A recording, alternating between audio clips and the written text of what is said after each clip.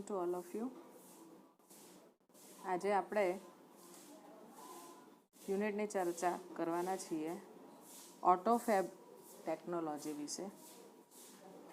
ઓટોફેબ technology ખૂબ જ સરસ મુદ્દો છે કે જેમાં આપણને ઘણું બધું તમને જાણવા મળશે અને ભવિષ્ય માટે પણ યુઝફુલ રહેશે તમારી માટે આ સબ્જેક્ટ છે એ. તો unit number 2 and read 1 autofab technology. હવે જોશું આપણે કે એકચ્યુઅલી ઓટોફેબ ટેકનોલોજી છે શું. ઓટોફેબ ટેકનોલોજીમાં ઘણી બધી વસ્તુઓ છે, તેમાં ઘણું બધું બતાડ્યું છે. પહેલાં એક સમય એવો હતો કે ધારો કે કારના શોરૂમની વાત કરીએ તો જે કાર હોય અવેલેબલ એ જ તમે ખરીદતા હતા. હવે ટેકનોલોજી એટલી એડવાન્સ થઈ ગઈ છે કે એની અંદર કસ્ટમર પણ પોતે એમને કઈ રીતે, આપણે જોતા હશે ઘણા બાઇક છે, ઘણી કાર છે, મોડિફાઈ કરેલી હોય છે કે પોતાની રીતે ડિઝાઇન વર્ક કરેલું હોય છે અંદર. તો બસ અત્યારે આપણને કસ્ટમરને એટલી ફેસિલિટી મળી ગઈ છે કે આપણે you can design your own kind of your own dreams car. તમારું પોતાનું જે સપનું હોય કારને, જે એવી તમે કોઈ એવી ડિઝાઇન તમે વિચારી છે તો તમે એ રિયલમાં તમે એને પૂરું કરી શકો છો એ ડ્રીમને. તમે કોઈ કાર વિચારી છે કે આ ટાઈપનું મારે મોડલ જોઈએ છે કે કોઈ કોપી કરવી છે કે આ ટાઈપનું પણ મારે ઓછા બજેટમાં, તો તમે એ રીતે એને મોડિફાઈ કરી શકો છો. તમે અંદર શોરૂમમાં જઈને તમે ચર્ચા કરીને આ રીતે પોતાની ખુદની ડિઝાઇન કરી શકો છો. તો આપણે પાઠમાં બધું ઓલરેડી લગભગ બધું આપી જ દીધું છે, એટલે વધારે ચર્ચા ના કરતાં પાઠ શરૂ કરીએ આપણે. Unit imagine yourself in a car showroom. Imagine કરો, ધારો કે તમે એક કાર શોરૂમમાં છો. You are not happy with any model of the cars in the showroom. અને તમે કોઈ પણ કારના જે મોડેલ છે એ કોઈ પણ કારના મોડેલ સાથે હેપી નથી, ખુશ નથી. કેમ કે તમને એ મોડેલ છે એ ગમ્યા નથી. Now you work on a computer and create your dream car on the screen. હવે તમે કોમ્પ્યુટર પર પોતાની ડ્રીમ કાર, એટલે કે તમે જેવું ડ્રીમ જોતા હોય તો એ કારની તમે ડિઝાઇન તમે કોમ્પ્યુટર પર કરી શકો છો કે કઈ રીતનું મોડેલ હશે, બરાબર છે. તો એ રીતે તમે કોમ્પ્યુટર પર વર્કઆઉટ કરી શકો છો. એન્ડ મેજિક, અને પછી જાદુ. Next week you get delivery on a car fabricated exactly like your design. અને નેક્સ્ટ વીક તમે જેવું ધાર્યું હતું, તમે જેવું વિચારેલું એવી જ કાર તમારા ત્યાં હાજર થઈ જાય છે. Such magic is possible through a process known as automated fabrication. ઘણી બધી વસ્તુ પોસિબલ છે. આપણે ઘણીવાર એવું કહીએ છીએ કે ઇટ ઇઝ ઇમ્પોસિબલ, પણ હું એવું કહું છું કે ઘણી બધી વસ્તુ હવે પોસિબલ છે. અહીંયા પાર્ટને રિલેટેડ વાત કરીએ તો ઓટોમેટેડ ફેબ્રિકેશન, એના થ્રુ હવે આ દરેક વસ્તુ પોસિબલ છે. ઓટોમેટેડ ફેબ્રિકેશન ઓર ઓટોફેબ. આ ઓટોમેટેડ ફેબ્રિકેશન એનું જ ઓટોફેબ, શોર્ટકટ ઓટોફેબ નામ આપ્યું છે. is a set of technologies that automated the process for building three-dimensional solid object from raw materials. હવે ઓટોમેટેડ એ શું વસ્તુ છે એની વાત કરી છે. શેનું છે આખો એનો જે ઇન્ફ્રાસ્ટ્રક્ચર, એની જે આખું વસ્તુ છે એ શું છે, તો કે એના જે 3 પ્રકારના મટીરિયલ છે જેનાથી એનો ઉપયોગ કરવામાં આવે છે, જે વસ્તુઓનો ઉપયોગ કરવામાં આવે છે. તો અહીંયા એની પ્રોસેસ છે 3 ડેમોન્સ્ટ્રલ એટલે અહીંયા પરિમાણ ધરાવતું. Solid objects from raw materials એટલે કે કાચો માલ છે જેને અલગ અલગ વસ્તુમાં ઢાળવામાં આવે છે એને પૂરો કરીને. ધીસ ઇન્ડસ્ટ્રીઝ યુઝિસ સોલિડિફિકેશન એટલે કે ઘન સ્વરૂપ, સોલિડિફિકેશન એટલે ઓફ પોલિમર્સ પાવડર્સ. પોલિમર્સ એટલે એક વન કાઇન્ડ ઓફ ચીકણો પદાર્થ, and powders and other raw materials. Guided by design draw on ordinary computers. Raw materials એટલે આપણે આગળ જોયું કે કાચો માલ, તો ગાઇડેડ બાય ડિઝાઇન કોમ્પ્યુટર્સ. આ બધી વસ્તુઓને કોમ્પ્યુટર્સ થ્રુ જે ડિઝાઇન થઈ હોય, જે ડિઝાઇન બની હોય, એ ડિઝાઇનની રીતે એને ઢાળવામાં આવે છે.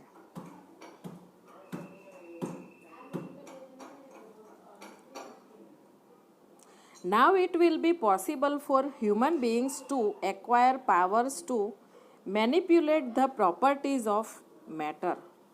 હવે એ વસ્તુ હ્યુમન બીંગ્સ એટલે માનવજાત માટે શક્ય છે acquire powers to manipulate the properties of matter. એટલે કે તમે જાતે કરીને, ગોઠવણ કરીને, તમે પોતે હાથે કરીને તમે જાતે જે વસ્તુને ડિઝાઇન આપો છો કે તમે તમારી રીતે એ વસ્તુ કરી શકો છો, એ હવે આ મેટર થ્રુ શક્ય છે, આ મેથડ દ્વારા શક્ય છે.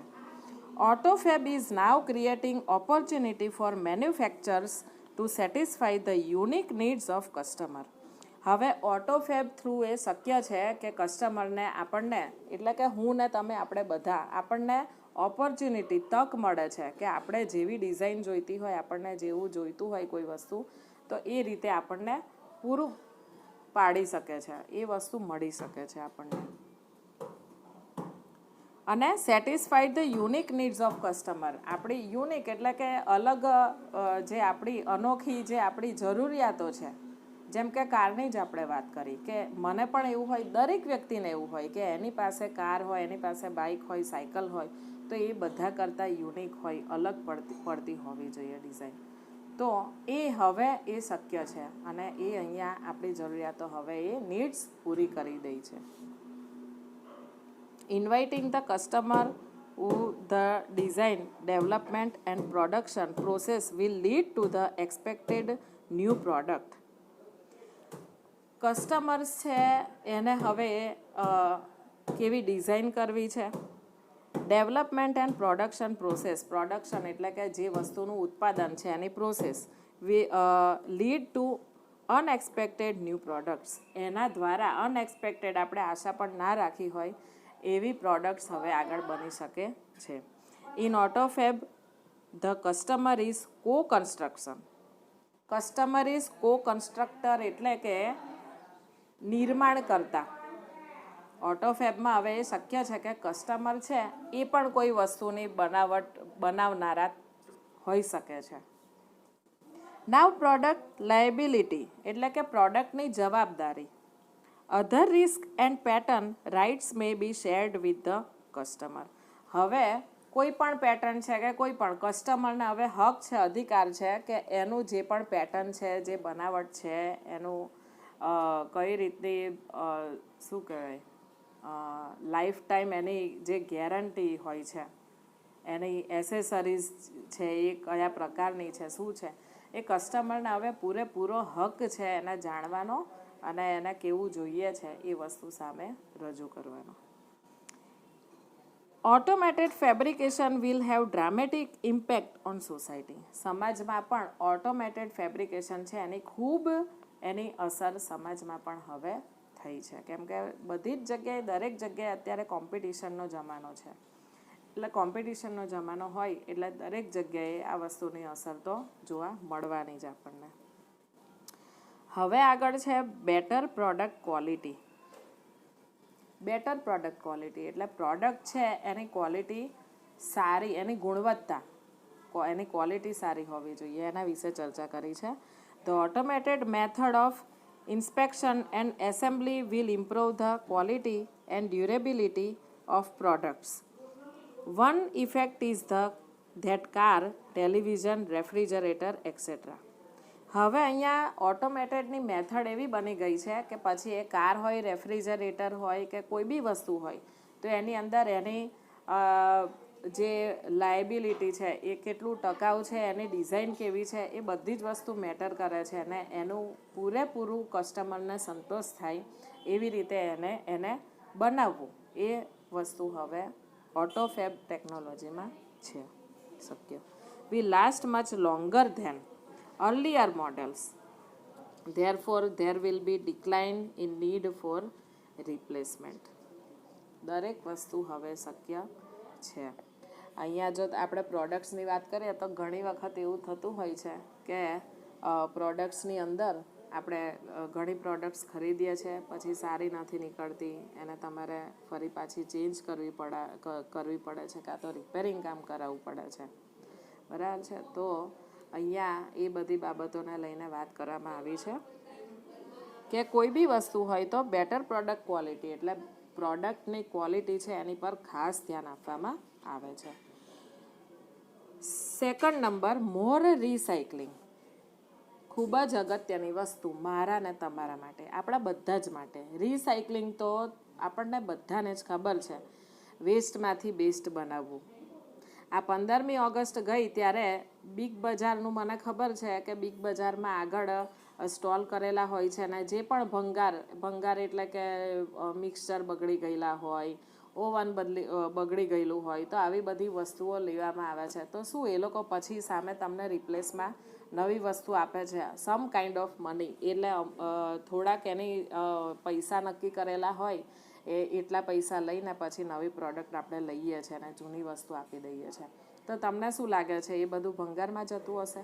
ના, એને ફરી રિનોવેટ, નથી કહેતા રિનોવેટ કરવું, ફરી મોડિફાઈ અને નવું સ્વરૂપ આપીને એ જ વસ્તુ બજારમાં ફરીથી પણ રીસેલમાં એને વેચવામાં આવતી હોય છે.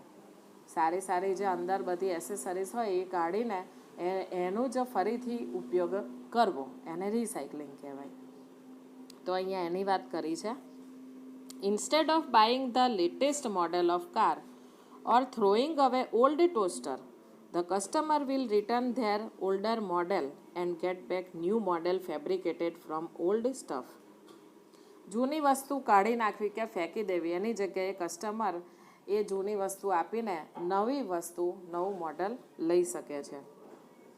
There will be recycling of materials in a new ways. હવે મટીરિયલ્સ એક નવી રીતે રિસાયકલિંગ કરવામાં આવે છે. This will be great compensation to environment. આ રિસાયકલિંગ છે ને એ એન્વાયરમેન્ટ, વાતાવરણ માટે પણ એટલું જ સારું છે. કેમ કે બધી જ વસ્તુ વેસ્ટેજમાં કાઢીને જ્યારે એને રિડ્યુસ કરવામાં આવે છે, તમે જોતા હશો કે ઘણી જગ્યાએ, અમદાવાદમાં આઈ થિંક કયો વિસ્તાર છે ત્યાં એવું કહેવાય છે કે તમને દૂરથી લાગે કે ઓહો આ તો ડુંગર છે કે ટેકરી છે, બટ ઇટ્સ ઓલ વેસ્ટ. બધો જ કચરો છે અમદાવાદનો એ ત્યાં નાખવામાં આવે છે. તો એનો ઢગલો તમે જુઓ તો તમને એમ થાય કે આ શું કહેવાય એમ. તો આ વસ્તુ છે. તો એને એવી વસ્તુ જ્યારે વેસ્ટ ભેગું કરીને એને રિડ્યુસ કરવામાં આવે ત્યારે પણ વાતાવરણ પ્રદૂષિત થાય છે. એટલા માટે હવે નવી પદ્ધતિ એવી છે, નવી રીતે એવી વસ્તુ એવી થાય છે કે એમાં કોઈ બી વેસ્ટ વસ્તુ છે એને રિસાયકલ કરવી, કે જેનાથી વાતાવરણ પણ પ્રદૂષિત ના થાય અને વસ્તુનો ફરી ઉપયોગ પણ થાય. આપણે બધું જ એવું વિચારીએ કે આ વસ્તુ બગડી ગઈ અને નાખી દેવી છે, તો એ વસ્તુ સારી કહેવાય નહીં. વિદ્યાર્થી મિત્રો, આ વિડીયોમાં અત્યારે આપણે અહીંયા સ્ટોપ કરીએ છીએ. પછી ત્રીજો અને ચોથો પોઈન્ટ, 2 પોઈન્ટ બાકી છે જે આપણે આજે જ નેક્સ્ટ વિડીયોમાં જોઈશું. Thank you.